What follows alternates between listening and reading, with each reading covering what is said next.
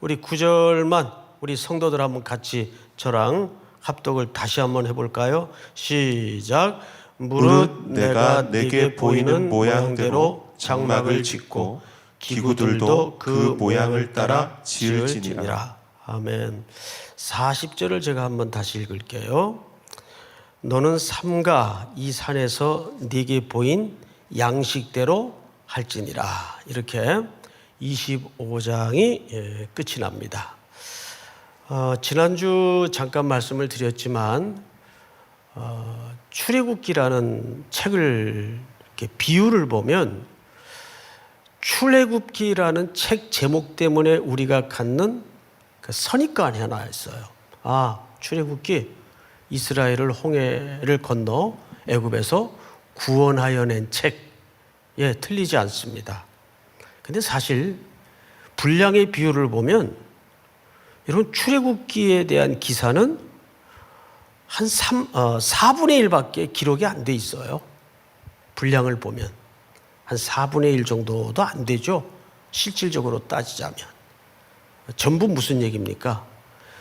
출애굽 이후에 하나님과 어떻게 언약을 맺고 어떻게 함께 하는가의 싸움이에요.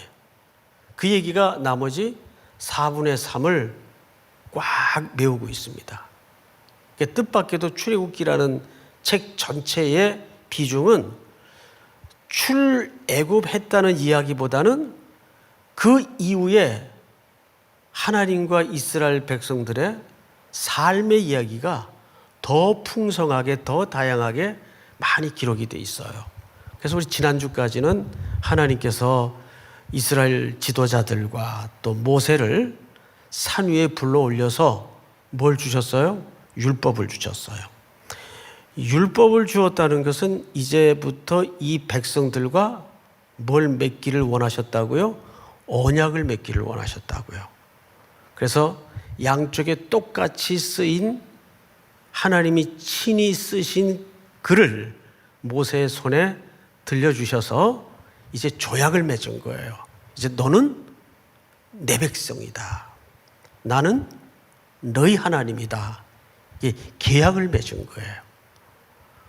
그러면 이제 남은 건 뭡니까? 그 계약을 어떻게 실행하느냐의 이야기가 40장까지 전체의 이야기입니다. 그러니까 출애굽기라는 책은 훨씬 출애굽의 이야기보다는 이게 워낙 드라마틱하니까 우리가 출애굽 한 데만 초점을 맞추기가 쉬워요. 그런데 그것도 못지않게 중요하지만 사실 그보다 더 중요한 게 출애굽 이후에 이 백성들이 하나님과 어떻게 교제하고 어떻게 함께하고 하나님은 이 백성들에게 왜 언약을 맺어 뭘 하려 하시는가에 대한 이야기로 빼곡히 찬 이야기가 사실 오늘 25장부터의 이야기예요. 조금 설명들이 구절구절 하나하나가 복잡하게 쓰여져서 우리가 복잡할 것 같은 선입관에 딱 매여가지고 이 진도가 잘 안 나갈 수가 있어요.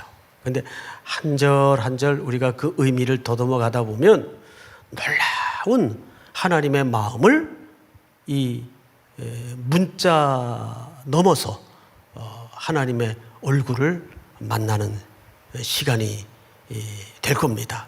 자, 그러면 이제 오늘 본문을 좀 보십시다.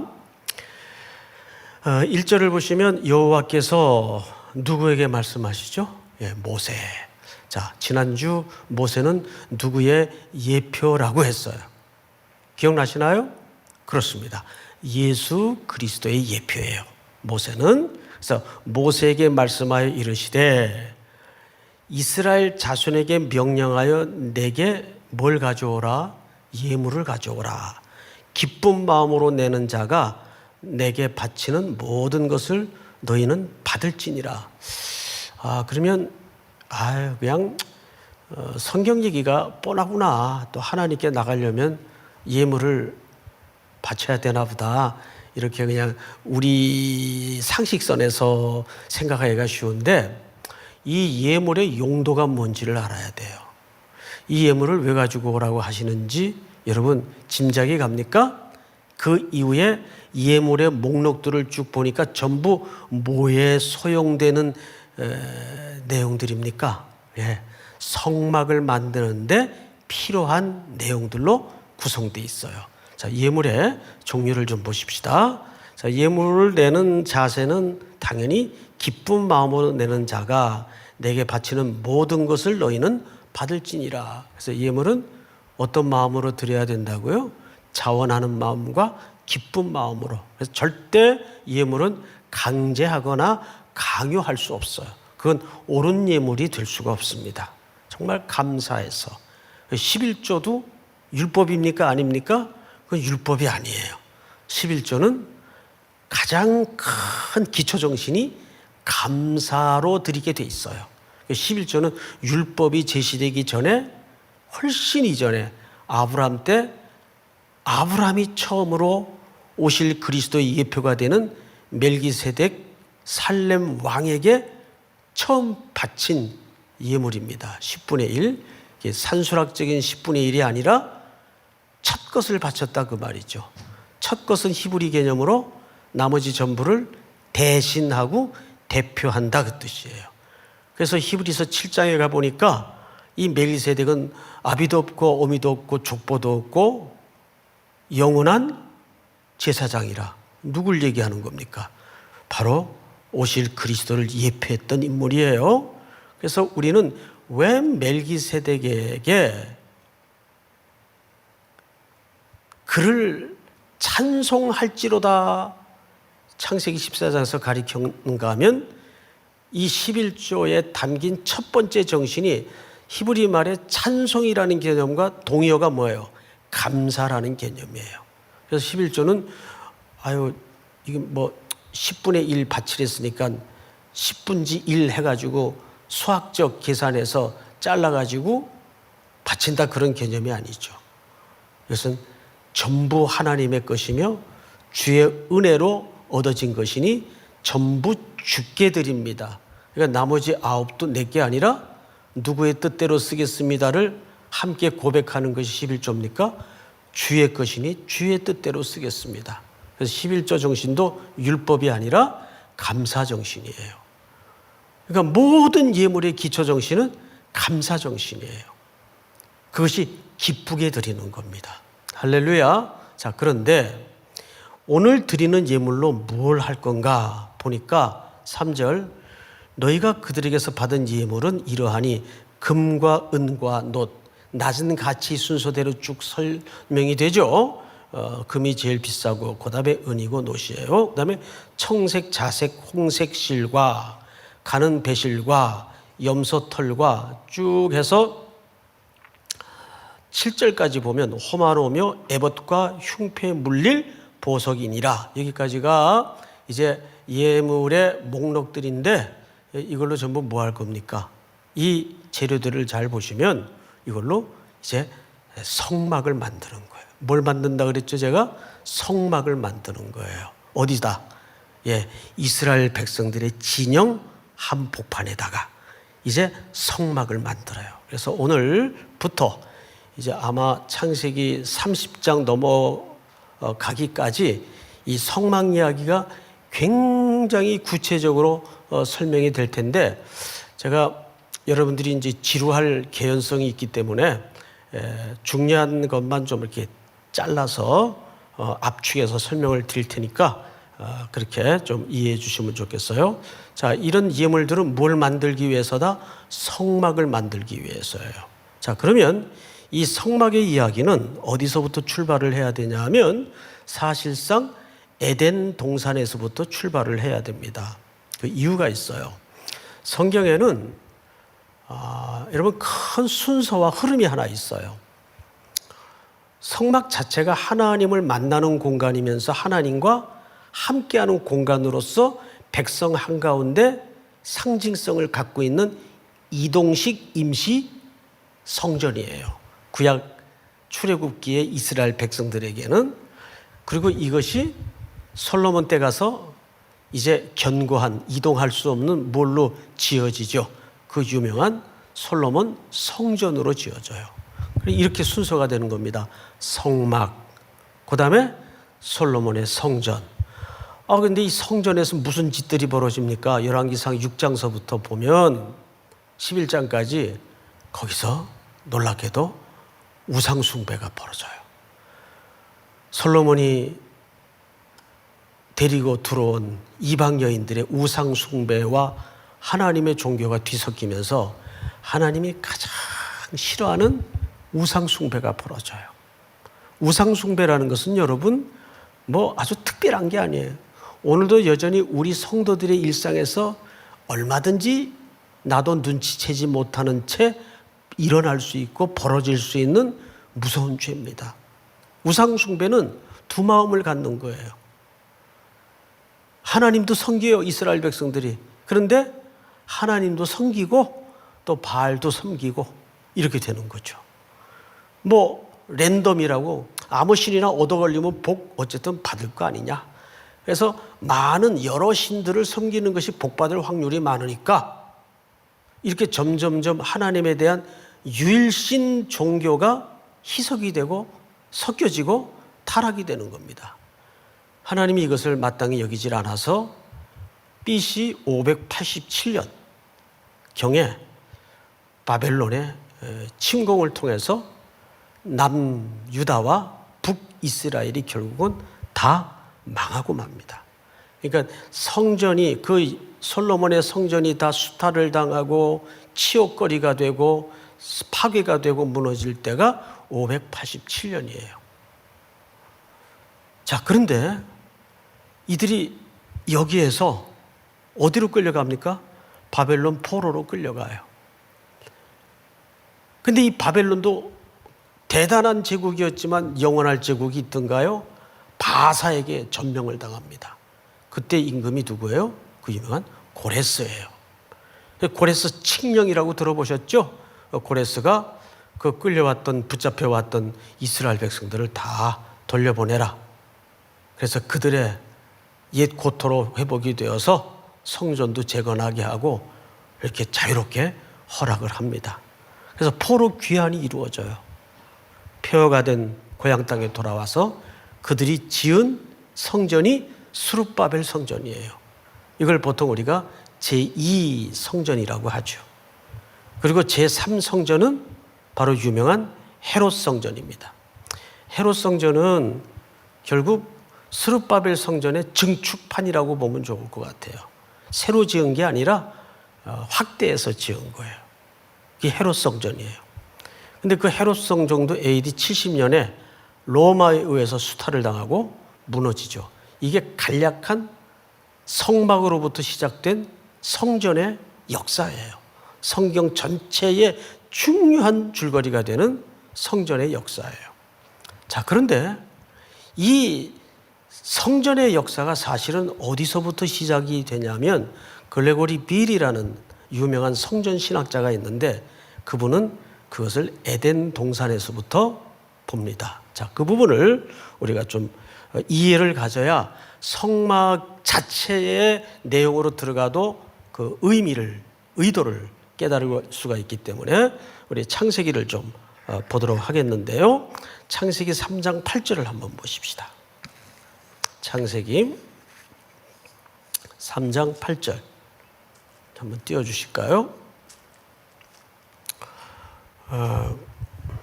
창세기 3장 8절이 준비가 안 됐나요? 우리 한번 찾읍시다. 뭐 쉬우니까. 떴나요? 우리 한번 같이 읽읍시다. 시작. 그들이 그날 바람이 불 때 동산에 거니시는 여호와 하나님의 소리를 듣고 아담과 그의 아내가 여호와 하나님의 낯을 피하여 동산나무 사이에 숨은지라. 네, 이 대목은 아주 중요한 대목이죠. 그들이 아담과 하와겠죠. 그날 바람이 불 때 동산에 어떻게 하시는 여호와 하나님? 예, 거니시는. 이 거닐다라는 표현은 아주 중요한 표현이에요. 거닐다라는 말은 동작으로 따지자면 뭐 이렇게 거니는 거죠. 예, 이 동작이 맞아요. 그런데 히브리 개념의 이 거닐다라는 말은 어떤 의미를 담고 있는가 하면 한번 우리 성도님들 모니터를 보면서 한번 따라서 하십시다. 내가 너와 함께 시간을 나누고 싶다 그 뜻이에요. 내가 너와 함께 시간을 가지고 싶다 그 말이에요. 그럼 뭘 얘기할까요? 교제를 얘기하는 거예요. 그러니까 성전이든 성막이든 그 건물 자체보다는 그게 성전일 수 있고 성막일 수 있는 것은 거기에 누가 임재하시기 때문이죠? 예. 하나님이 임재하시는 곳이 곧 뭡니까? 성전이에요. 여러분 그 사실을 믿습니까? 그럼 여러분들이 지금 계시는 그곳에 예배드리는 처소에 하나님이 임재하신다면 거기는 무엇이 될 수 있습니까? 마땅히 성전이 될 수 있어요. 교회에 나와야만 이 교회는 건물이죠. 성전이 아니죠. 참된 성전은 하나님이 임재가 있어야 돼요. 그런 의미에서 최초의 성전은 어디입니까? 에덴 동산이에요. 에덴 동산이 최초의 성전입니다. 그런데 그만 오늘 8장 3절에 보니까 조짐이 안 좋아요. 자, 본문을 8장 3절을 좀 보십시다. 3장 8절 창세기. 그들이 그날 바람이 불 때 동산에 거니시는 여호와 하나님의 소리를 듣고 아담과 그의 아내가 여호와 하나님의 낯을 피하여 동산 나무 사이에 숨은지라. 이미 여기에서 하나님과 관계가 문제가 생겼어요. 우리 창세기 몇 장을 보시냐 하면 23장을 보세요. 23장 24절 4절 창세기 3장 23절 24절 두 절을 좀 보십시다. 여호와 하나님이 에덴 동산에서 그를 어떻게 하셨어요? 내보내요. 그의 근원이 된 땅을 갈게 하시니라. 이들이 이제 에덴 동산 성전에서 어떻게 된 거죠? 하나님이 거니시고 하나님이 머무시는 에덴 동산의 성전에서 쫓겨나요. 24절 다 같이 시작. 이같이 하나님이 그 사람을 쫓아내시고 에덴 동산 동쪽에 그룹들과 두루 도는 불칼을 두어 생명나무의 길을 지키게 하시니라. 네, 뭘 지키게 했어요? 생명나무에 접근하지 못하도록 생명나무의 길을 지키게 했어요. 여기 그룹들, 케로빔이라는 말은 복수 형태인데 하나님의 사역꾼들이죠. 그리고 이 그룹들은 말 그대로 하나님의 심부름과 하나님의 임재, 하나님을 대신하는 개념이 있어요. 그들을 통해서 칼로 그 길목을 지키는데 이들이 쫓겨난 방향이 어디입니까? 동쪽입니다. 잘 보세요. 그 사람을 쫓아내시고 에덴 동산 어디에? 동쪽에. 그러면 이 에덴 동산으로 들어오는 입구는 어느 쪽에 위치해 있었다는 뜻이 될까요? 동쪽에 위치해 있었어요. 그래서 이들이 동쪽으로 쫓겨납니다. 자, 그런데 우리 창세기 4장 16절을 한번 볼까요? 같이 한번 읽읍시다. 시작. 가인이 여호와 앞을 떠나서 에덴 동쪽 놋 땅에 거주하더니. 네, 죄인들은 그렇게 계속 성경의 역사를 따라가 보면 어디로 발걸음을 옮깁니까? 계속 동쪽으로 옮겨요. 계속. 그리고 우리 출애굽기 27장 12절을 한번 볼까요? 뜰의 옆 곧 서쪽에 이 방향이 아주 중요합니다. 서쪽에 너비 50규빗의 포장을 취되 그 기둥이 열이요 받침이 열이며 동쪽을 향하여, 동쪽이 나오죠. 뜰 동쪽의 너비도 50규빗이 될지며 다 같이 시작. 문 이쪽을 위하여 포장이 15규빗이며 그 기둥이 셋이요 받침이 셋이요 문 저쪽을 위하여도 포장이 15규빗이며, 자, 그렇다면 이 광야에 임시 설치토록 한 이동식 성막의 문은 어느 쪽을 향했습니까? 동쪽을 향했습니다. 동쪽에 문의 위치를 만들도록 돼 있어요. 자, 이것이 왜 중요하냐 하면, 즉 최초의 하나님이 거니시고 우리와 함께 교제하던 원형의 성전은 어디였습니까? 에덴 동산이었습니다. 생명나무가 있고 강이 흐르고, 근데 거기서 하나님과 교제하던 인류가 범죄함으로 문제가 생기자 동쪽으로 쫓겨나요. 그리고 계속 인류는 창세기 4장 16절의 기록처럼 성경의 최초의 살인자인 가인도 죄를 짓고 어디로 갑니까? 동쪽으로 갑니다. 쫓겨난 방향으로 계속. 그러니까 이 말은 무슨 뜻인가 하면, 인류는 에덴 동산에서 쫓겨난 이후에 점점점 누구와 거리는 더 멀어지는 거죠. 하나님과 거리는 더 멀어지게 돼 있어요. 더 점점 멀어집니다. 그런 인류의 최절정을 우리는 어디서 보냐 하면 바벨탑의 사건에서 봐요. 그리고 잘 아시는 것처럼 노아 홍수의 사건을 통해서 그들이 멸망당할 수밖에 없는 패역한 존재인 것을 만나게 되죠.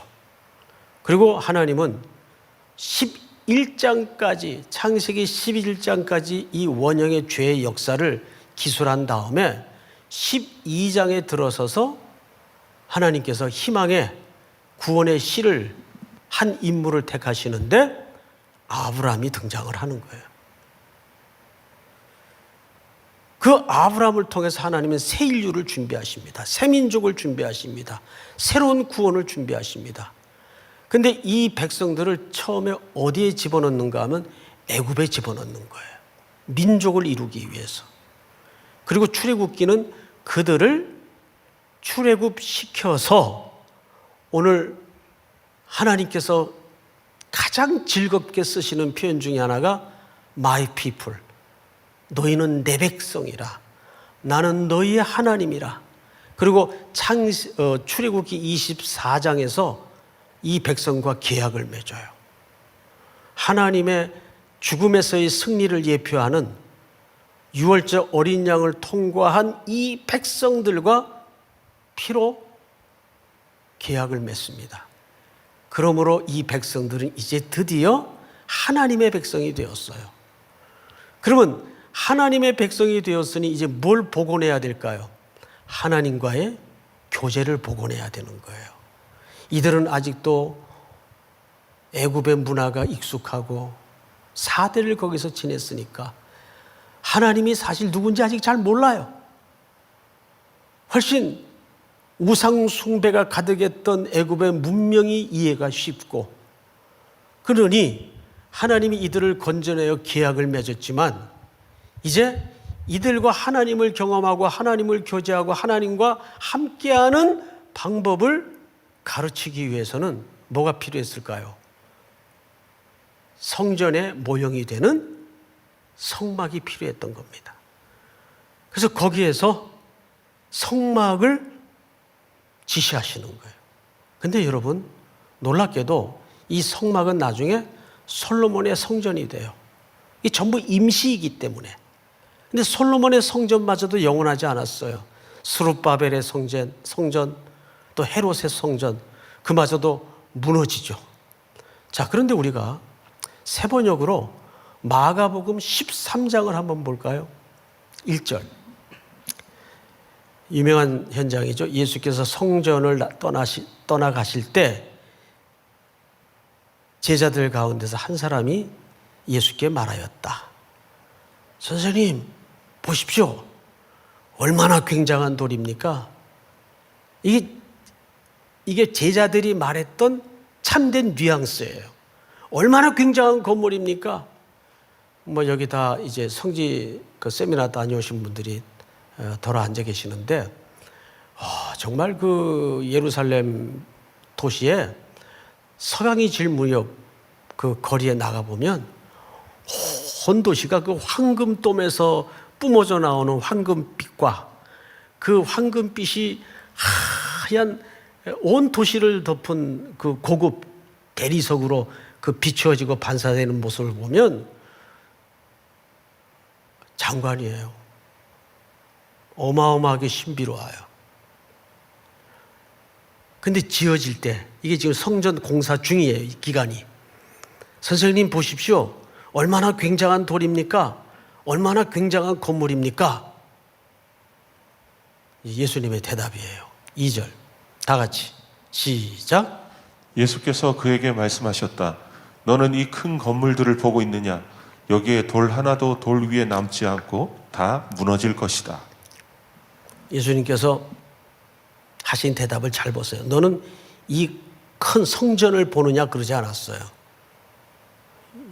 예수님의 눈에는 무너질 돌무더기로밖에 보이지 않았어요. 너희는 이 큰 건물들을 보느냐? 여기에 돌 하나도 돌 위에 남지 않고 다 무너질 것이다. 성전의 참된 의미가 뭐예요? 1절을 다시 한번 돌려볼까요? 여기 우리가 흘낏 스치고 지나갈 수 있는 매우 핵심적 표현 하나가 눈에 띄어야 됩니다. 예수께서 성전을 떠나가실 때. 예수님이 떠나간 성전은 성전입니까? 아닙니까? 그건 성전이 아니에요. 그러면 오늘 출애굽기 25장 8절 9절로 시선을 돌려서 아주 중요한 마지막 부분을 여러분들과 좀 살펴보겠는데요. 이렇게 되어 있습니다. 이 8, 9절은 같이 봐야 돼요. 내가 그들 중에 거할 성소를 그들이 나를 위하여 짓되 이렇게 됐어요. 그들이라는 말은 복수로 되어 있죠. 그러니까 이 성막은 성소는 누가 짓도록 되어 있습니까? 백성들이 지어요. 백성들이. 누구와 함께? 누구와 함께? 자, 9절을 볼까요? 무릇 내가 네게 보이는 모양대로. 지금 이 말을 내가 네게 할 때 네게는 누구를 얘기하는 거죠? 모세를 가리키는 거예요. 즉 모세 보고 지시하는 거예요. 모세는 누구의 예표예요? 그리스도의 예표예요. 자, 그러면 내가 네게 보이는 모양대로 장막을 짓고 기구들도 그 모양을 따라 지을지니라. 여러분, 우리는 누구의 모양대로 지음받은 존재들입니까? 창세기 1장에 보면 하나님께서 우리를 창조하실 때 어떤 심정을 담아 우리를 빚고 만들으셨나요? 하나님께서 우리의 형상을 따라 우리의 모양대로. 그러면 우리가 뭐가 되기도 하죠? 하나님의 성전이 되기도 합니다. 목사님 그거 너무 좀 과한 얘기 아닙니까? 이걸 바울이 어떻게 해석했는가를 잘 보세요. 우리 고린도전서 6장을 한번 볼까요? 띄워주세요. 너희 몸은 너희가 하나님께로부터 받은 바 너희 가운데 계신 성령의 전인 줄 알지 못하느냐. 자, 우리가 뭐예요? 여러분, 우리가 뭐예요? 성도 여러분, 우리가 뭐예요? 전이에요, 전. 누구의 전? 성령님이 누구십니까? 하나님이 내주하시는 전이 누구예요? 우리예요. 할렐루야. 그리고 또 보세요. 너희는 너희 자신의 것이 아니라 값으로 산 것이 되었으니 그런즉 예수 그리스도의 피로 우리를 대속하셔서 사셨단 말이에요. 그런즉 너희 몸으로 하나님께 뭘 돌려라? 영광을 돌려라. 자, 이거를 사도 바울이 조금 더 실질적으로 교회론적으로 어떻게 설명을 했는가? 에베소서 2장을 한번 제가 읽을게요. 너희는 사도들과 선지자들의 터 위에 세우심을 입은 자라. 그리스도 예수께서 친히 모퉁이돌이 되셨느니라. 모퉁이돌은 뭐 하는 데 쓰는 겁니까? 집 짓는 데 쓰는 거예요. 예수님이 친히 모퉁이돌이 되셨어요. 집의 기초석이 되셨단 말이에요. 그리고 다음 절, 그의 안에서 건물마다 서로 연결하여 누구 안에서? 주 안에서. 이 건물은 뭘 얘기하는 거죠? 뭐가 되어가고 성전이 되어가고. 할렐루야. 그 다음 절 볼까요? 22절. 너희도 성령 안에서 하나님이 거하실 뭐가 되기 위하여? 처소. 그 우리가 뭐예요? 성전이에요. 누가 거하시는? 하나님이 거하시는. 그러면 오늘 출애굽기 25장에 내가 네게 보이는 모양대로 장막을 짓고 기구들로 그 모양을 따라 지을지니라. 이 말은 장차 그리스도 안에서 그분과 함께 지어질 참된 성전, 우리의 내면의 성품과 아름다움을 얘기하는 거예요. 우리는 누구의 형상을 따라 설계된 존재들입니까? 하나님의 형상을 따라.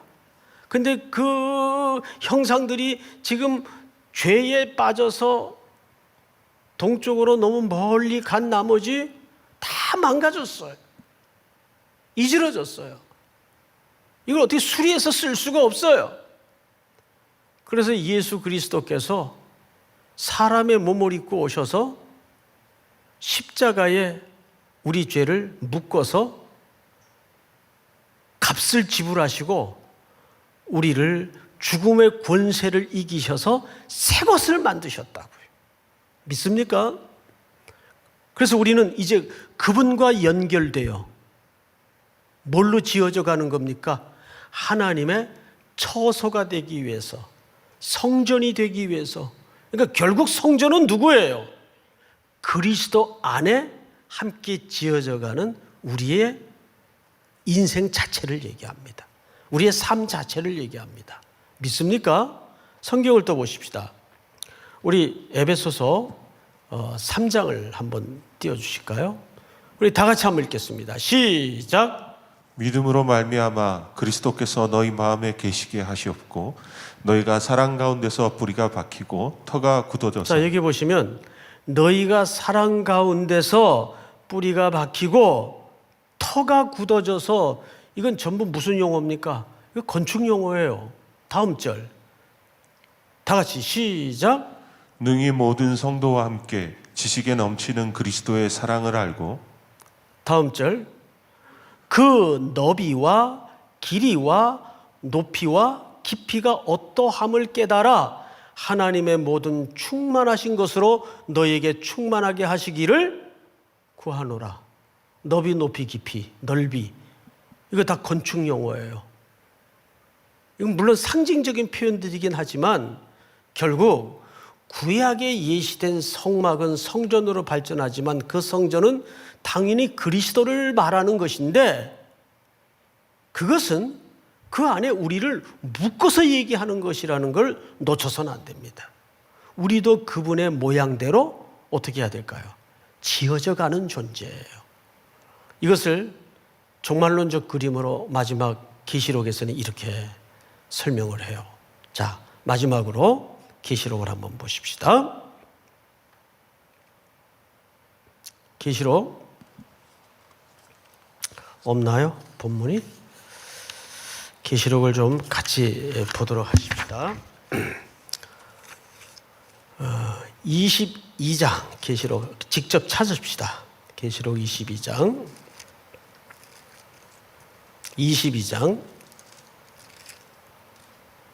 다 천천히 시간을 드릴 테니까 찾읍시다. 제가 계시록은 아마 참고 구절로 드리질 못했던 것 같아요. 다 찾으셨나요? 예. 계시록 22장. 자, 함께 몇 절을 읽냐면 1절서부터 또 그가 수정같이 맑은 생명수의 강을 내게 보이니 하나님과 및 어린 양의 보좌로부터 나와서 길 가운데로 흐르더라. 강 좌우에 생명나무가 있어. 이거 어디서 봤죠? 아까 창세기에서 인류가 죄짓기 전에 하나님과 함께 거닐며 보였던 에덴 동산에 바로 그 나무예요. 생명나무가 있어 12가지 열매를 맺대. 달마다 그 열매를 맺고 그 나무 잎사귀들은 만국을 치료하기 위하여 있더라. 자, 우리 3절 다 같이 한번 읽읍시다. 시작. 다시 저주가 없으며 하나님과 그 어린 양의 보좌가 그 가운데 있으리니 그의 종들이 그를 섬기며 그의 얼굴을 볼 터이요 그의 이름도 그들의 이마에 있으리라. 마지막 5절 다 같이 시작. 다시 밤이 없겠고 등불과 햇빛이 쓸데없으니 이는 주 하나님이 그들에게 비치심이라. 그들이 세세토록 왕노릇 하리로다. 여러분, 놀랍게도 생명나무가 등장을 하고 해도 달도 필요 없는 모양들이 소개가 되고 마지막에는 세세토록 뭐 노릇하리라? 왕 노릇하리라. 뭐의 복원을 암시하고 있는 거죠? 잃어버렸던 신라곤의 복원을, 에덴의 복원을 암시하고 있는 거예요. 최초의 참된 성전의 원형을, 복원을 암시하고 있는 거예요. 여러분, 결국 그 어마어마한 장구한 역사 속에 소개되었던 성경의 수많은 사건들, 성막, 성소, 성전, 파괴, 이 모든 것들은 누구를 만들어가는 하나님의 길고 먼 여정이었을까요? 우리를 만들어 가시는 길고 먼 여정이었습니다. 결국 진정한 성전은 그리스도 안에서 우리가 그분의 성품을 닮아가며 지어져가는 우리 자신을 얘기합니다. 그리스도가 없는 성전은 참된 성전이 아니에요. 결국 그리스도를 주인으로 모시지 않는 삶의 성도는 그 성도라는 이름을 달 수가 없죠. 우리 기억납니까? 이 돈이 누구의 것이냐? 가이사의 것입니다. 그러니까 이 형상이 누구의 것이냐? 형상이라고 물었어요. 성경에 보면. 가이사의 형상입니다. 그럼 가이사의 것은 가이사에게, 하나님의 것은 하나님에게. 여러분, 이것을 이분법적으로 이해해서는 안 됩니다. 거기 형상이라는 말을 쓴 중요한 이유가 뭘까요? 예수님의 의도 속에는 이런 고발이 암시되어 있는 거예요. 우리는 누구의 형상이에요? 하나님의 형상이에요. 그러니까 하나님의 것이라는 뜻입니다. 그 돈에는 가이사의 형상이 그려져 있어요. 그럼 가이사의 것을 드려야 하듯이 우리는 누구의 것입니까? 하나님의 것입니다. 그러니까 하나님의 것은 하나님에게라는 말 속에는 우리가 누구의 형상대로 지음받았는가에 대한 재인식을 예수님이 원하고 하신 중요한 발언이에요. 오늘 가장 끔찍한 이 세상의 모습 속에는 하나님의 형상을 잃어버린 인류의 모습이에요. 교회는, 성도는 바로 온 세상을 향해서 그 잃어버린 하나님의 형상이 어떠함을 또 한 주도 드러낼 수 있는, 선포할 수 있는 참된 성전으로서의 삶이 여러분 일상 속에 다시 한번 고백되어지고 이루어지기를 주님의 이름으로 축복합니다. 우리 시간 다 같이 한번 눈을 감고 기도하겠습니다. 한 두 가지 제목을 좀 드리겠는데요. 코로나19를 통해 이 비대면 예배 상태가 언제 끝날지 예측할 수 있는 사람은 지구상에 지금 아무도 없어요. 그 주권자이신 하나님만이 그 시기를 압니다. 우리는 다른 거 없어요. 하나님께 그 때를 묻고 그 이유를 묻고 그 방법을 물을 수밖에 없습니다. 요엘서 2장 17절에 보면 제사장들아 낭실과 제단 사이에서 울라, 이 말씀이 있어요. 낭실과 제단 사이에서 울라. 바로 그 낭실과 제단 사이에 벌어졌던 일들이 끔찍한 우상 숭배의 현장입니다. 그리고 그 성전은 그렇게 무너집니다. 여러분, 오늘도 우리는 이 시대를 향해서 다시 한번 애통하는 마음을 복원하게 하시고 시대를 끌어안고 애통하는 교회가 되게 하시고 우리 자녀를 그리고 우리 가정을 우리 교회를 이 시대를 끌어안고 애통하는 우리 성도들이 될 수 있도록 도와주시옵소서. 우리의 경험, 과거의 경험이 중요한 것이 아니라 날마다 주의 율례로 우리를 새롭게 깨우쳐 주시옵소서. 또 돌아오는 다음 시간까지도 우리가 힘겨운 싸움을 하고 있지만 이 가운데에서도 하나님의 전으로서의 삶을 놓지 않도록 우리를 거룩히 하여 주시옵소서. 우리 다 같이 한번 통성으로 간절히 여러분 계신 그 자리에서 기도하시기 바랍니다. 다 같이 기도하십시다. 사랑하시는 아버지 하나님 감사합니다.